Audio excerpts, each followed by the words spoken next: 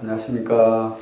예, 우리 또 수능이 얼마 안 남았는데 계속 기도해 주시고, 또 수능 1년 남은 우리 다른 학생들도 기도해 주시고,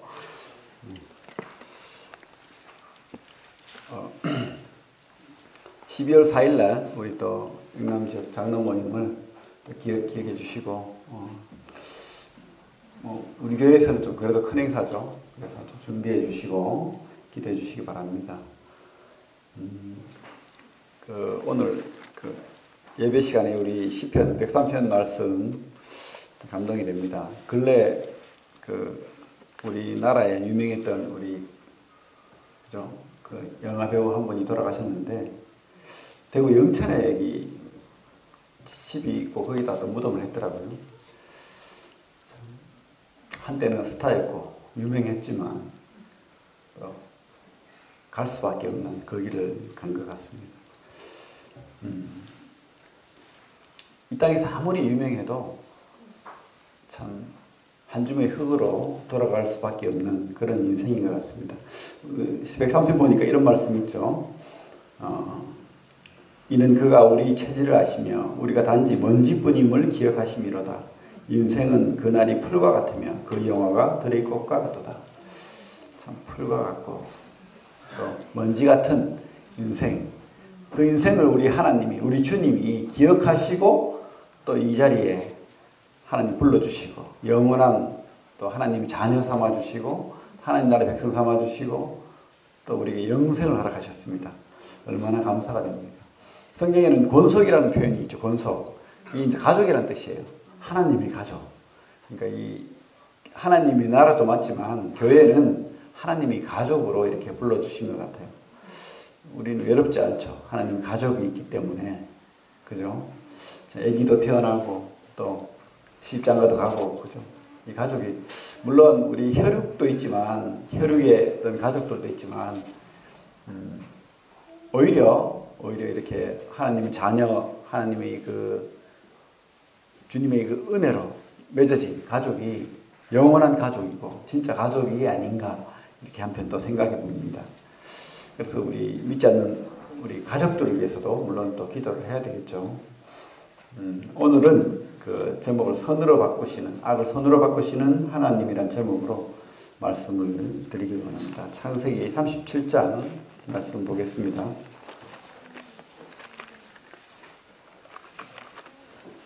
요즘 참 듣기 민망한 그런 뉴스들이 가끔 많이 나오죠.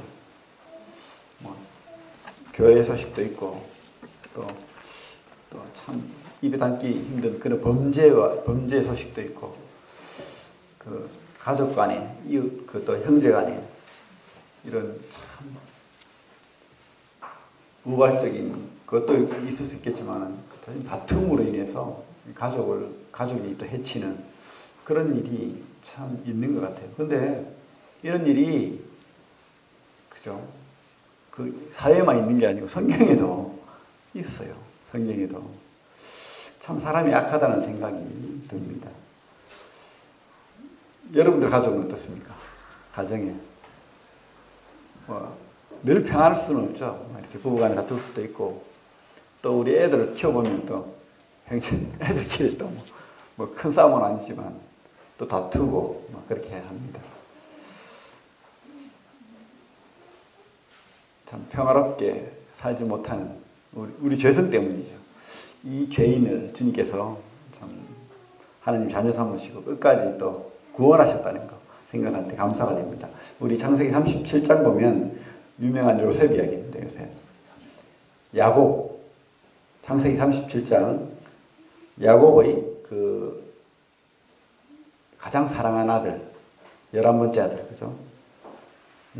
창세기 37장을 보면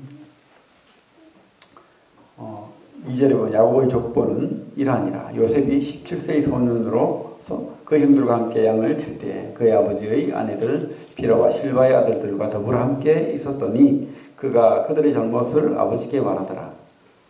요셉은 노년에 얻은 아들이므로 이스라엘이 여러 아들들보다 그를 더 사랑하므로 그를 위하여 채색옷을 지었더니, 안 아픈 손가락이 없다고 하죠. 응? 깨물어서 안 아픈 손가락이 없다 이렇게 말하는데 뭐 그 말 일면 맞지만 또 아닌 것 같아요. 이 야곱 입장에서는 이 아내가 이제 둘이었죠. 물론 또 뭐 그 또 다른 아내들 실바와 또 빌하가 또 있어요. 있지만 사랑했던 그 라헬이 그죠? 요셉. 그래서 특별히 요셉을 사랑했던 것 같아요. 그 이유를 뭐 성경에는 자세하게 나와 있지 않지만 요셉의 그 특별 채색옷을 입혔다고 되어 있는데 채색옷은 그 귀족들이나 왕족들이 입는 옷입니다. 그 물감을 들이고 이제 붉은 계통의 물감을 들이고 이렇게 옷을 해주려면은 비싸다는 거예요. 염색값도 비싸고 그죠? 그런데 이 요셉을 특별히 사랑해서 채색옷을 입혔어요. 그러니까 이 요셉이 조금은 기고만장했던 것 같아. 그래서 형들의 잘못을 아버지한테 딱 이르고 뭐 저 뒤에 나오면 또 꿈을 꾸잖아요. 꿈을 꾸면은 그 내 단이 일어서고 당신 단들이 나를 내 단에게 절하하더라 이러고 또 해와 달과 별과 열한 별이 내 별에게 절한다 이렇게 하면서 구태여 그것을 다 이야기하고 자랑하고 막 그렇게 하는 것을 봅니다. 철이 없죠. 철이 없고 그래요. 근데 또 아버지도 좀 그런 거예요. 그렇게 채색옷을 입히고 특별히 사랑하고 대우하면 가족 간에 이렇게 불화가 있는 걸 아는데 아버지는 일방적으로 이렇게 요셉을 사랑하는 겁니다. 그러니까 이 형들은 또 막 시기 질투가 나가지고 요셉을 미워하고 어떻게 하면 저는 혼내줄까 이런 생각을 늘 하는 거예요. 여러 악들이 있는 거예요. 차별하는 아버지, 교만한 아들, 또 시기하는 다른 아들. 이 가족들이 참 어찌 생각하면 뭐라고 합니까 이거를 무슨 가족이라고 합니까? 그런데 이 가족을 통해서 하나님이 꿈꾸고 있는 게 있어요. 하나님 나라를 세우겠다는 거예요. 그래요. 참 이 교회 안에서도 그런 문제가 있을 수 있고 우리 가족 안에도 그런 문제가 있을 수 있고 어려움이 있을 수가 있어요. 그죠? 근데 하나님은 우리가 생각했지만 우리가 죄인인 거 알고 모든 사람이 죄를 범하였지만 누구를 보내주셔서 그 아들을 하나밖에 없는 아들을 우리를 위해 구원하시기 위해서 그 하늘의 보좌를 버리시고 이따까지 낮아지셨잖아요.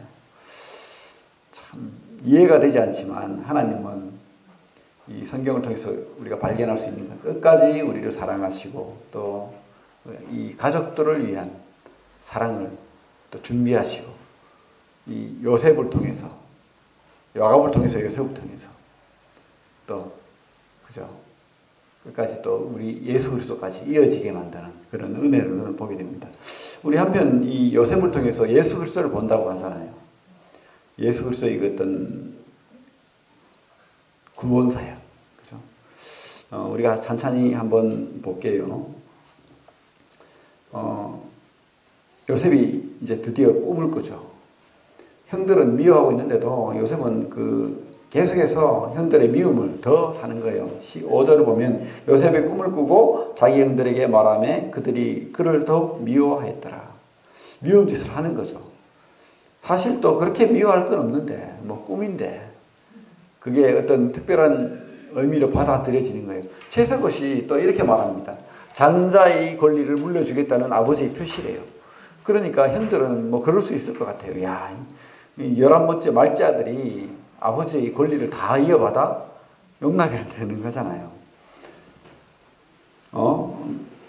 7절에 보면 우리가 밭에서 곡식단을 먹더니 내 단은 일어서고 당신들의 단 내 단을 둘러서서 절하더이다. 그리고 9절에도 보면 요셉이 다시 꿈을 꾸고 그 형들에게 말하여 이르되 내가 또 꿈을 꾼즉 해와 달과 열한 별이 내게 절하더이다. 그러니까 하도 좀 이렇게 나대니까 10대니까 그죠? 10대니까 나댈 수 있죠. 10절에 보니까 그가 그의 꿈을 아버지와 형들에게 말하며 아버지가 그를 꾸짖고 이제 드디어 아버지가 제발 그 입 좀 다물어라 그렇게 하는 거예요. 근데 이 요셉이 그래도 좀 하나님이 순전한 면이 있는 거예요. 우리가 뭐 다 나쁘지는 않죠. 우리가 그죠? 다른 형들보다 이 요셉이 특별한 면이 그건 것 같아요. 순종하는 거. 우리가 그 뒤에 보면 12절에 보면 그 형들이 세겜에 가서, 그러니까 지금 그 있던 헤브론에서 멀거든요. 거의 구미에서 따지면 거의 김천 이상 저 멀리 문경까지 거리로 보면 돼요. 그 먼 거리를 지금 아버지가 형들이 양치러 갔으니까 네가 한번 가서 잘 있는지, 양은 잘 있는지, 형들은 잘 있는지 한번 보고 와라. 그렇게 했어요. 그래서 이 요셉이 그 아버지 말을 잘 듣는 거예요. 순종하는 거예요. 그래서 그 형들을 이제 확인하기 위해서 가요. 16절에 보면 그가 이르되 내가 내 형들을 찾아오니 청하건대 그들이 양치는 것을 내게 가르쳐 주소서. 어떤 사람 만나서 이렇게 묻죠. 물으니까 너희 형들은 벌써 도단이라는 곳에 갔다. 이렇게 이야기하는 거예요. 도단이라는 곳에 갔다. 그래서 또 가는 거예요. 세겜에서 그 인물을. 그래서 이 요셉의 성격이 그래도 좀 충직한 면, 순종하는 면이 있다는 것을 우리가 볼 수가 있습니다. 그 먼 거리를 도단 갔다 그러면 못 찾겠다 하고 못 찾았다 하고 돌아와 버릴 수도 있는데, 그죠? 끝까지 아버지 말을 듣고 또 도단까지 가요. 가는데 이게 참 사단이 나는 겁니다. 이제 아버지도 없어요.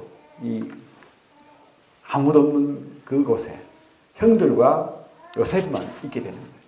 요셉이 저 멀리 지금 걸어오는 거예요. 형들이 보니까, 이야, 형들은 이제 그 막내 동생을 늘 이렇게 시기하고 질투하며 욕을 했겠죠. 저 꿈꾸는 자. 약간 이래된 꿈꾸는 자.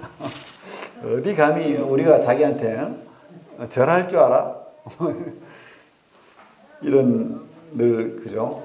시기하는 마음이 있는 거죠. 근데 이제 오니까 꿈꾸는 자가 온다. 그러면서 우리 20절 한번 보겠습니다. 자, 그를 죽여 한 구덩이에 던지고 우리가 말하기를 악한 짐승이 그를 잡아먹었다 하자. 그의 꿈이 어떻게 되는지를 우리가 볼 것이니라 하는지라. 사람이 이렇게 악해지는 거예요. 한번 마귀에게 틈을 타면 이 시기 질투가 오고 악한 마음이 들면 이렇게 되는 거예요. 그래서 우리가 항상 좀 좋은 마음을 품으려고 해야 됩니다.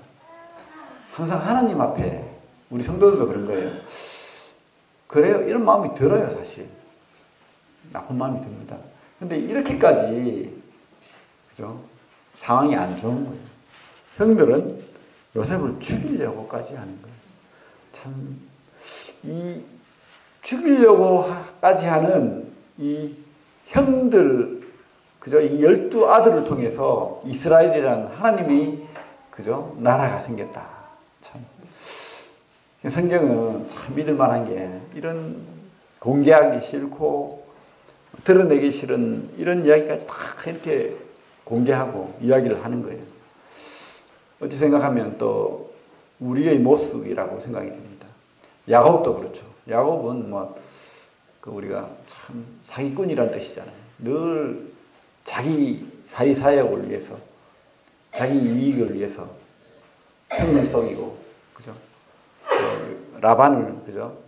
그렇게 엿먹이고, 이렇게 자기 꾀를 쓰는 사람이었어요. 또 그 아들들도 별반 다르지 않게 이렇게 악한 자들인 걸 봅니다.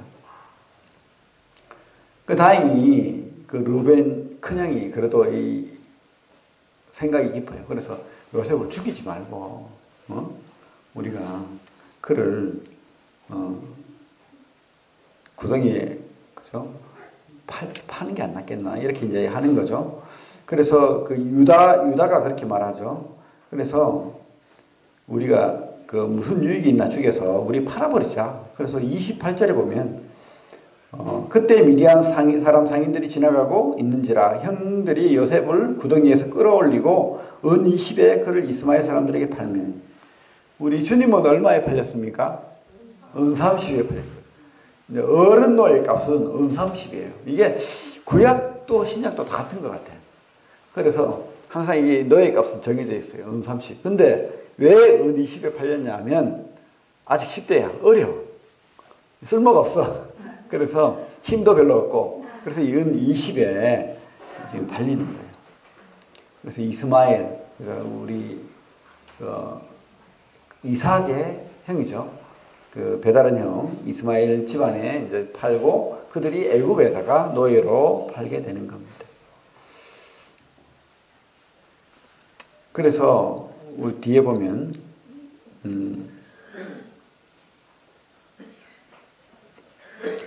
36절에 보면 그 미디안 사람들은 그를 애굽에서 바로의 신하 친위대장 보디발에게 팔았더라.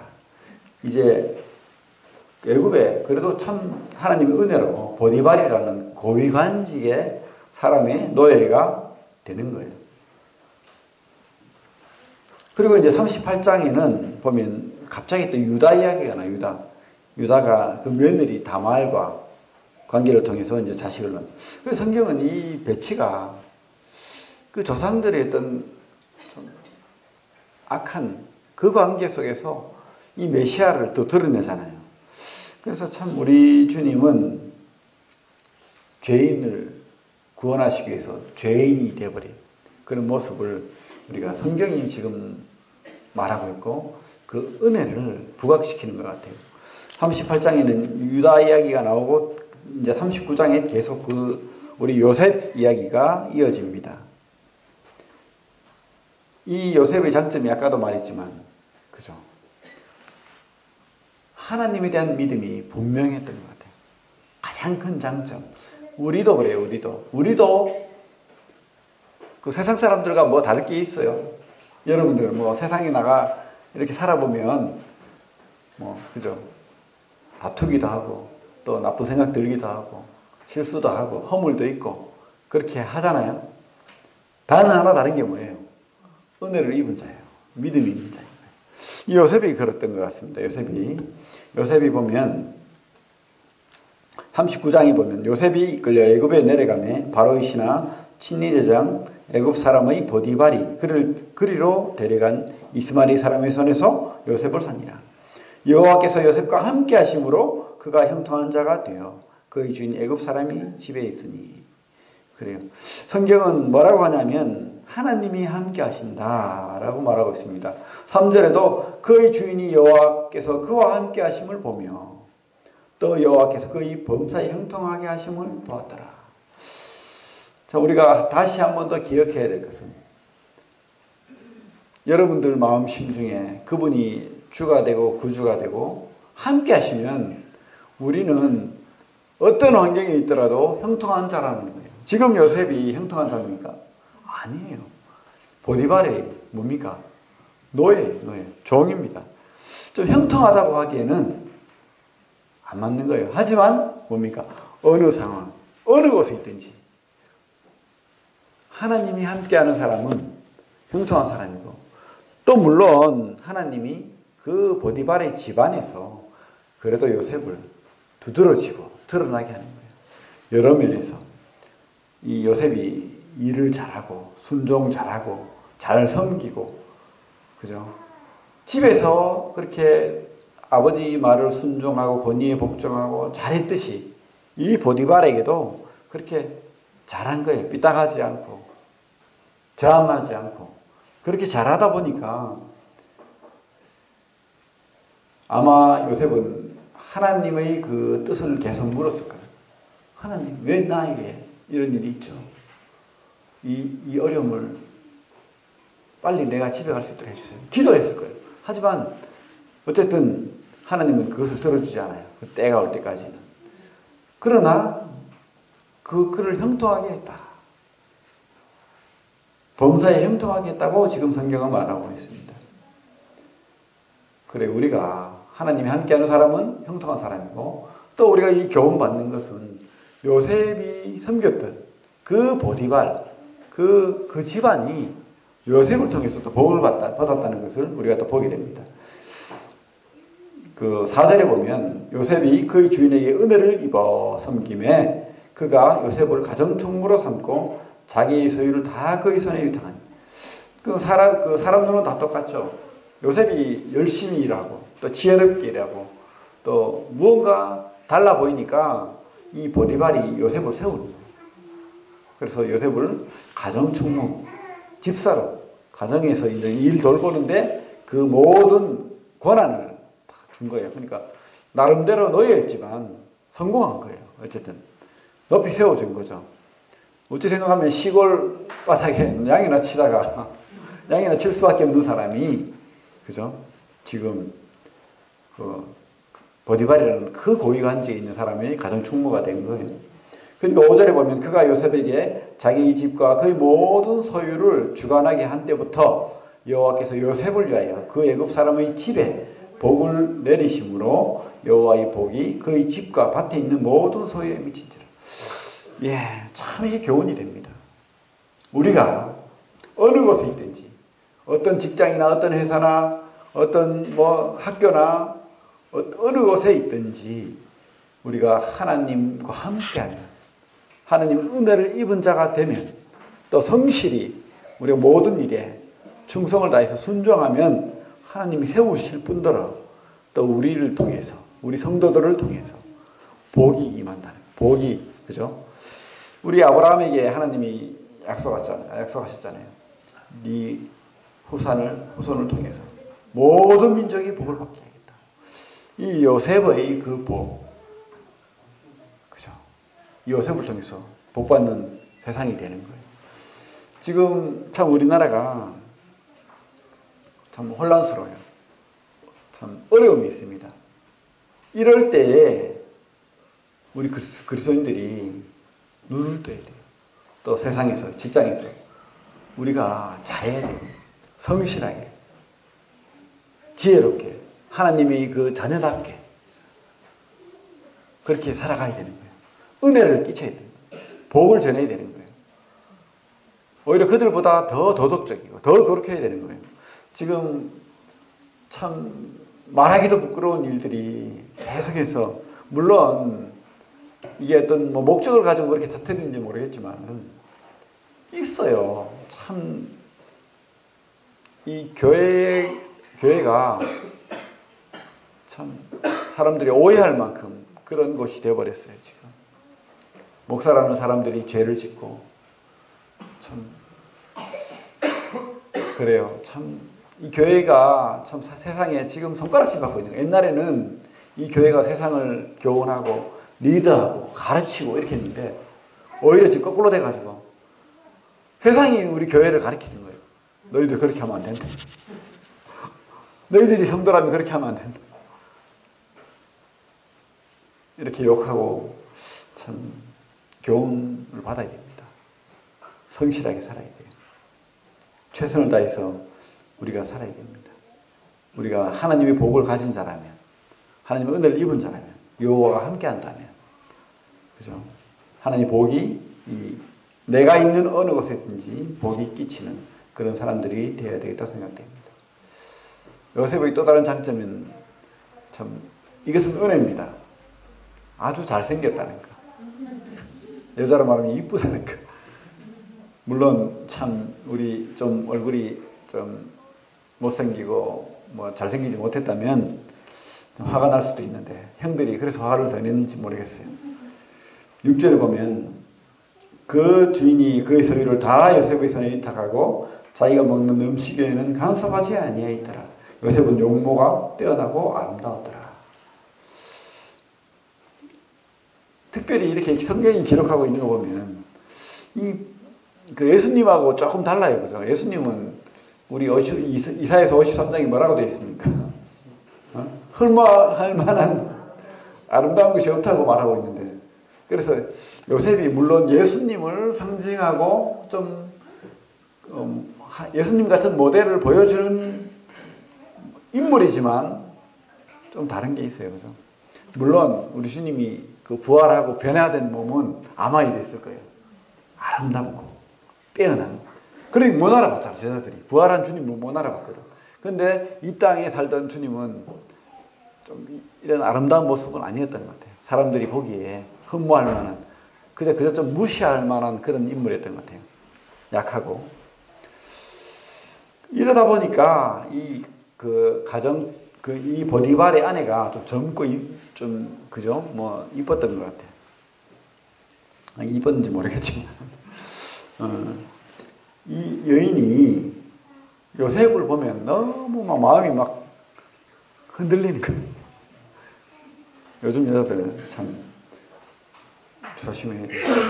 너무 요즘 사람들이 잘생긴 남자들이 많다 보니까 참 우리 여성들이 흔들리는 경우가 많은데 다 똑같습니다. 인물 볼 필요 없어요. 마음이 중요합니다. 남자도 그렇고 여자도 그렇고 마음이 중요한 거지. 그 심지가 굳어야 되지. 그 인물이 중요한 게 아니에요. 지나가면 그죠? 다 뭐 살아보면 의미가 없는 거예요. 8절부터 보면 7절부터 보면 그 후에 그의 주인 아내가 요셉에게 눈짓하다가, 그러니까 여자들이 하는 거는 뭡니까? 눈짓. 이걸 조심해야 됩니다. 그래서 절대 우리 성도들, 특별히 남자 성도들은 여성들과 1대1로 있으면 안 돼요. 우리 윌리엄 맥도날드 우리 믿음의 선배는 어떻게 했냐면 평생 총각으로 살았거든. 90 넘도록. 그런데 그에게 철칙이 하나 있었어요. 절대 여자와 단둘이 있지 않는다. 어떤 자매가 차를 태워달라고 해도 혼자면 태워주지 않는다. 혼자면 집에 들이지 않는다. 그거 철저히 지키고 살았는 거예요. 근데 이거 안 지키고 살다 보니까 이 시대에 특별히 우리 교회 안에서 얼마나 많은 일이 이루어지는지, 우리 시대가 악하니까 더 합니다. 그래서 이 주인의 아내 이 여인이 요셉을 계속해서 꼬시는 거예요. 유혹하는 거예요. 유혹. 눈짓하고 동침하기를 청하니까 요셉은 거절하죠. 당연히. 8절에 요셉이 거절하며 자기 주인의 아내에게 이르되 내 주인이 집안의 모든 소유를 간섭하지 아니하고 다 내 손에 위탁하였으니 이 집에는 나보다 큰 이가 없으며. 그러니까 주인 바로 밑에 자기니까 이 집안에 주인 말고는 내보다 높은 게 없다는 거예요. 주인이 아무것도 내게 금하지 아니하였어도 금한 것은 당신뿐이니 당신은 그의 아내임이라. 그런즉 내가 어찌 이 큰 악을 행하여 하나님께 죄를 지으리까. 쉽게 말하면 선악과와 같아. 하나님이 다 허락했어. 네가 왕이야. 나 말고는 네가 왕이야. 그런데 이 선악과만큼은 하지 마라. 이것은 바로 내가 주인이라는 증거야. 이렇게 말합니다. 그러니까 당연하죠. 자기 아내인데. 이 여인은 보디발의 아내입니다. 그러니까 요셉은 장점이 뭐라고 했습니까? 순종자라고 잘생기는 충직한 사람이에요. 그런데 더 중요한 것은 우리 그 9절 중반부에 보면 그런즉부터 같이 한번 읽어봅시다. 그런즉부터 시작. 그런즉 내가 어찌 이 큰 악을 행하여 하나님께 죄를 지으리까. 이 요셉의 장점은 하나님이 보는 신앙을 했다는 거예요. 여러분들, 저도 그렇고 가끔 하나님을 잊어버립니다. 하나님 없는 것처럼 행동하고 없는 것처럼 생각하고 없는 것처럼 살 때가 많은 거예요. 근데 우리 요셉은 뭡니까? 지금 아무도 없어요. 이 여인이 아마 젊었을 거야. 요셉을 막 유혹하는 거예요. 까딱 잘못하면 넘어가요. 어떤 사람이 참 아무도 없는 곳에 여인이 막 빨가벗고 막 달라서 남자들이 약하거든. 그런데 이 요셉은 누구를 봤습니까? 이 여인을 봤습니까? 아니, 누구를 봤습니까? 하나님을 보면 하나님. 내가 어찌 하나님께 죄를 지으리요. 우리가 늘 바라봐야 될 것이 하나님인 거예요. 하나님. 하나님이 우리를 보는 것처럼 살아야 되는 거예요. 하나님 감시하는 하나님 말고 나와 함께하는 하나님. 나를 돌보시는 하나님. 나와 사랑의 관계를 맺고 나의 은혜를 끼치는 하나님. 그분 앞에 사는 거예요. 그리고 그분 앞에 우리가 지절을 지키고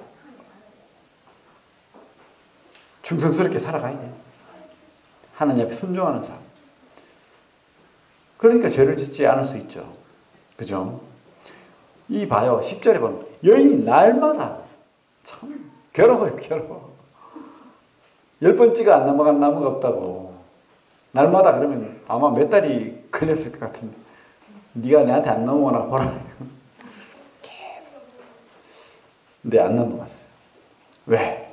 하나님이 함께 하시니까. 그래서 또 한 날을 잡아서 이제 아무도 없는 그죠? 계계를 꾸민 거죠. 아무도 없이 만들어 놓고 요셉을 불렀어요. 불러서 11절에 보면 그러할 때 요셉이 그 일을 하러 그 집에 들어갔더니 그 집 사람들은 하나도 거기에 없었더라. 다 물려버린 거예요. 계획을 잡았겠죠. 12절 그 여인이 그 옷을 잡고 이르되 나와 동침하자. 그러나 요셉이 자기 옷을 그 여인의 손에 버려두고 밖으로 나갑니다. 이 옷이 이렇게 좀 그 동네 중동 지방 사람들 옷이 덥다 보니 걸렁하잖아요. 그러니까 그것을 막 잡고 안 놓는 거야. 하도 그러니까 옷을 벗어버리고 도망가요.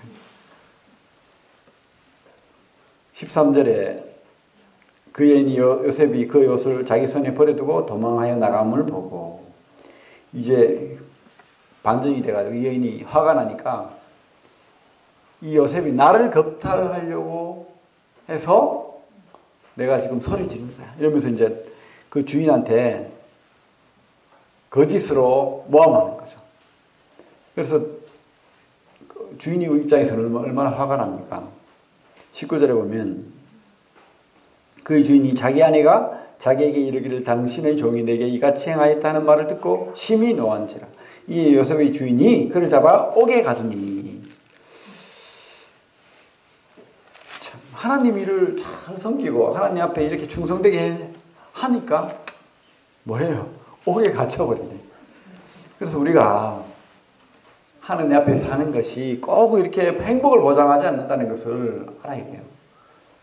내가 이렇게 열심히 살았는데, 내가 하나님 잘 섬겼는데, 예배 잘 드렸는데, 헌금 잘 했는데, 주님 나에게 왜 이런 일이 있어요? 이러면서 막 이렇게 대들 수가 있는데, 우리는 끝을 봐야 돼요. 하나님이 어떻게 끝까지 선하게 인도하시는지. 우리가 하나님을 버리지 않을 때, 마귀는요, 우리를 넘어뜨리려고 하고, 무너지게 만들려고 하고, 그렇게 하는데, 하나님은 이 악을 선으로 바꾸는 하나님. 옥에 갇혀서, 참 고난 중에 있을지라도, 이 옥에 갇혀서 고난 중에 있을 때 오히려 그죠? 요셉을 훈련시키는 거예요. 옥에 갇혀가지고, 이 옥중 사물을 다 보게 만드는 거예요. 가정 총무도 하고 이제는 더 크게 옥 사무까지. 그 옥은 더 큰 옥이죠. 왕의 제수를 가두는 것이라고 성경은 되어 있습니다. 그래서 이 왕의 제수를 가두는 그 범위가 넓은 그 옥에서 21절에 보면 여호와께서 요셉과 함께 하시고 그에게 인자를 더하시사 간수장에게 은혜를 받게 하시며 어쨌든 이 뭐 나쁜 곳에 가든 좋은 곳에 가든 어쨌든 하나님이 함께 하시니까 하나님께서 이 어떤 요셉을 세우는 거예요.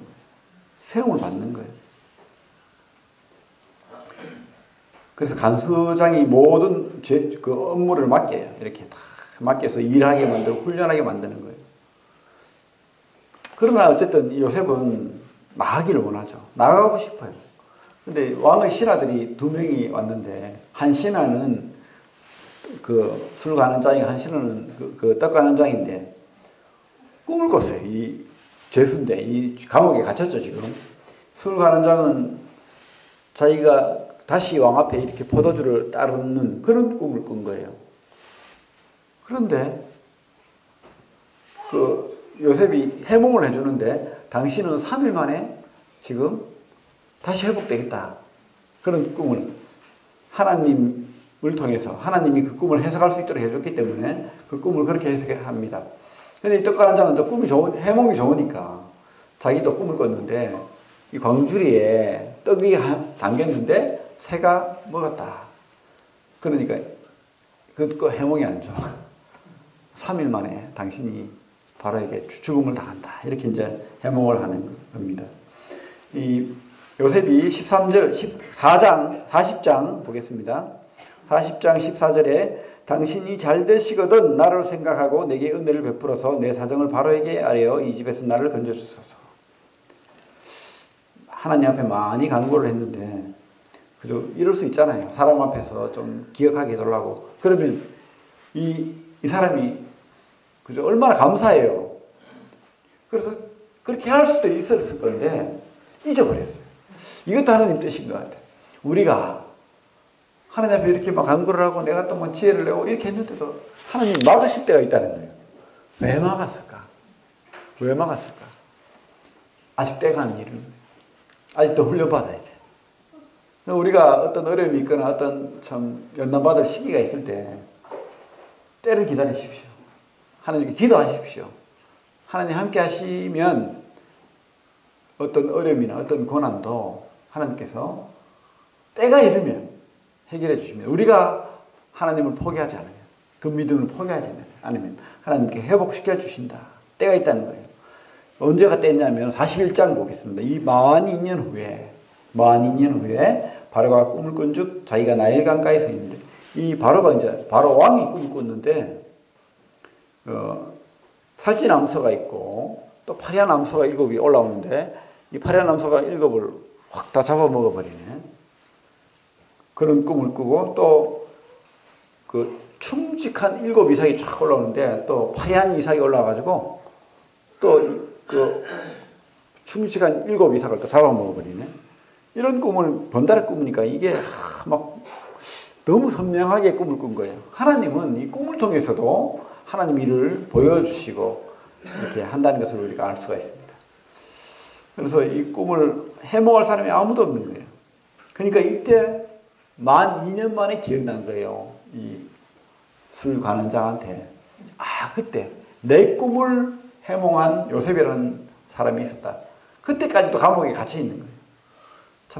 참 그죠? 평생 감옥에 갇혀 있을 수도 있는, 잘못하면 죽음을 당할 수도 있었는데 은혜로 어쨌든 감옥에서 갇혀 있었고 때가 이름에 지금 드디어 바로 앞에 서는 겁니다. 그래서 이 바로 앞에서 이 꿈을 해몽해 주는 거죠. 그래서 하나님이 이제 꿈을 어떻게 해몽해 주자면 7년 풍년이 있고 7년 흉년이 있다. 하나님이 이 7년 풍년 동안에 7년 흉년을 준비하도록 하신다. 이렇게 말하는 거예요. 우리 41장 30절부터 보면 29절부터 보면 온 애굽 땅에 7해 큰 풍년이 있겠고 후에 7해 큰 흉년이 들므로 애굽 땅에 있던 풍년을 다 잊어버리게 되고 이 땅이 그 기근으로 망하리니 후에 든 그 흉년이 너무 심함으로 이전 풍년을 이 땅에서 기억하지 못하게 되리이다. 바로께서 꿈을 2번 겹쳐 꾸신 것은 하나님이 이 일을 정하셨음이라. 하나님이 속히 행하시리니. 그러면서 뭐라고 하냐면 이제 바로께서는 명철하고 지혜 있는 사람을 택하여 애굽 땅을 다스리게 하시고 바로께서는 또 이같이 행하사. 이 요셉의 말에 막 지혜가 넘쳐 흐르는 거예요. 뭐라고 하면 나라 안에 감독관들을 두어 그 7해 평년에 애굽 땅의 5분의 1을 거두되, 바울까지 다 이렇게 하는 거예요. 5분의 1을 거두되 그들로 장차 올 풍년의 모든 곡물을 거두고 그 곡물을 바로의 손에 돌려 양식을 위하여 각 성읍에 쌓아두게 하소서. 그러니까 풍년 동안에 다 먹지 말고 5분의 1씩 걷어가지고 곡물 창고를 만들어서 거기다 두라 하는 거예요. 그래서 지금 이 일로 인해서 바로 모든 땅이 바로의 땅이 되고 또 이 애굽만 흉년이 오는 것이 아니고 온 세상에 흉년이 들거든요. 하나님은요, 이 요셉을 들어서 세상을 구원하기를 원하셨다. 요셉이 이 지혜가 없었다면 다 굶어 죽을 지경이었는데 이 요셉의 지혜로 말미암아서 그죠? 세상이 구원받은 거예요. 우리 요셉은 예수 그리스도의 예표죠. 예수 그리스도로 말미암아서 구원이 임했잖아요. 이 요셉이 이렇게 하는 말이 너무 감동이 된 거예요. 그래서 우리 37절에 보면 바로와 그의 모든 신하가 그 일을 좋게 여긴지라 바로가 그의 신하들에게 이르되 이와 같이 하나님의 영에 감동된 사람을 우리가 어찌 찾을 수 있으리요 하고, 그러면서 40절에 보면 너는 내 집을 다스리라 내 백성이 다 내 명령에 복종하리니 내가 너보다 높은 것은 내 왕자뿐이니. 그러면서 총리로 만들어버렸어요. 요셉은. 그죠? 하나님이 한번 세워주기 시작하면 끝에서 끝으로 올려버려요. 감옥에서 총리가 되는. 누가 할 수 있습니까? 이 일을 하나님이 하시는 거예요.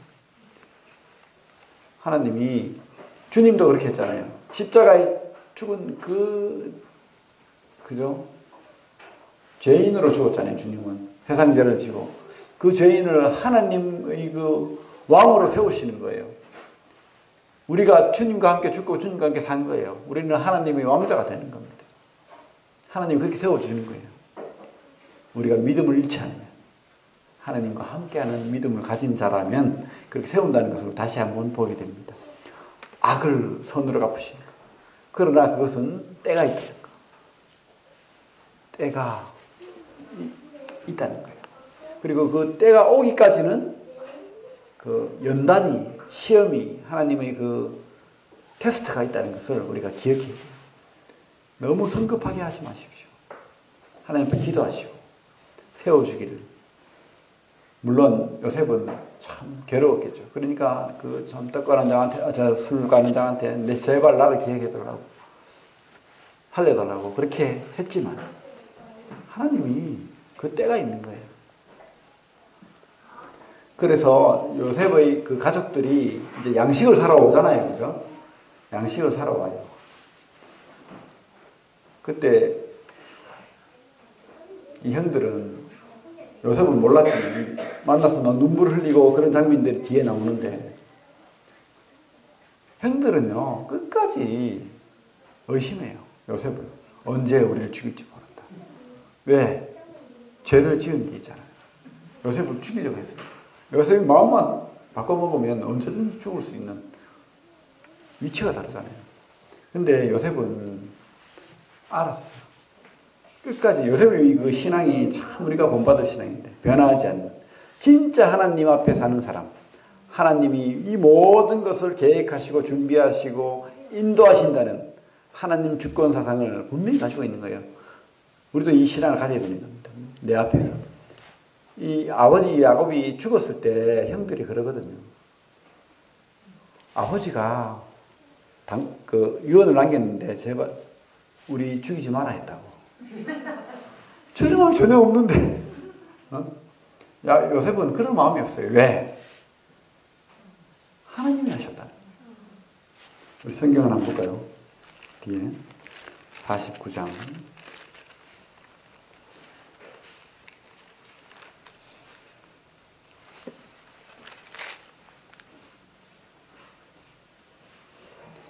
50장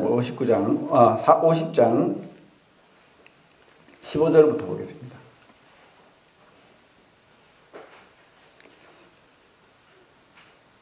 15절부터 우리 같이 한번 읽어봐요. 15절부터 21절까지. 50장 15절부터 21절까지 같이 한번 읽어보겠습니다. 시작.